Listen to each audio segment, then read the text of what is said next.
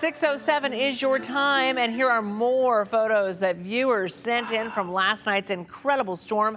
A lot of thunder, lightning, even rainbows after the fact. Sometimes we saw a rainbow right next to lightning. You can see that there. Right here. It was just incredible last night. Jeez, a lot of my coworkers slept through it, which I cannot believe because it was loud. But I guess it wasn't loud everywhere. Right. Jim, as we were talking about, some parts of the valley saw that. And then parts of the valley that we were in was like, a little bit of rain. Exactly. Yeah, I didn't have much at my house as far as rainfall. I had a lot of dust and yellow skies, and everybody wondered what in the heck is causing the yellow sky.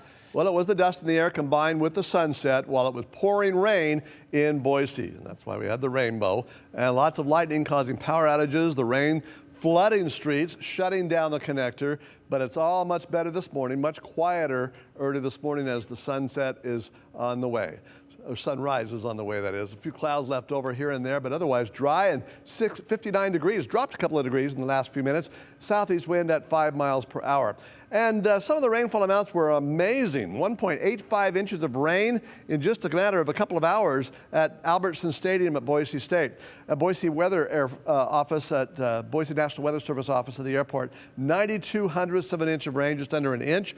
And generally speaking, anywhere from a half inch to over 3/4 of an inch throughout the valley, from southeast Boise to the north end, from Warm Springs to the Boise Depot area. Lucky Peak, 0.67 of an inch.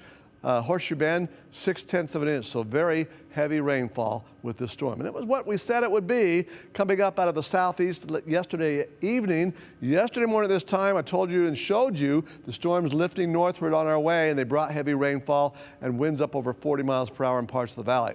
Well, they have all dissipated now as they moved up into eastern Oregon, so a much quieter system, but we still have the low pressure in California circulating that moist, unstable air around the area. So after yesterday's surge of intense weather, we have more isolated thunderstorms in store for today, but any of them could produce some brief heavy rainfall and gusty winds like yesterday in a few spots here and there. And in fact, by late afternoon, we're showing some thunderstorms popping up between Boise and Mountain Home, and will continue into the evening before dissipating overnight. On Thursday, another low pressure system tracks up into the area, triggers more scattered showers and thunderstorms with locally heavy rainfall, with more widespread moderate to heavy rain across the entire area through Thursday night and into Friday as that low pressure tracks northeastward across the area on through Saturday. So more wet weather in store for us. For the Magic Valley today, showers and thunderstorms expected in the afternoon, 81 degrees in Twin Falls, Burley, and Jerome. Mountain areas in the 70s with widespread showers and thunderstorms. Probably not as intense as yesterday in most areas, but there could be gusty winds and brief heavy rainfall just about anywhere.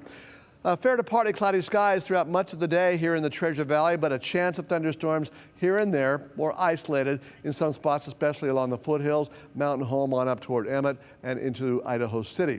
And then tomorrow, increasing thunderstorms in the afternoon, cooling down from 88 today to 84 tomorrow, upper 70s to near 80 Friday and Saturday, moderate to heavy rainfall Thursday night into Friday, tapering off Saturday, little drier on Sunday as we warm back into the mid-80s through early next week, but more showers and storms still in the forecast next week. All right, Jim, we'll be ready.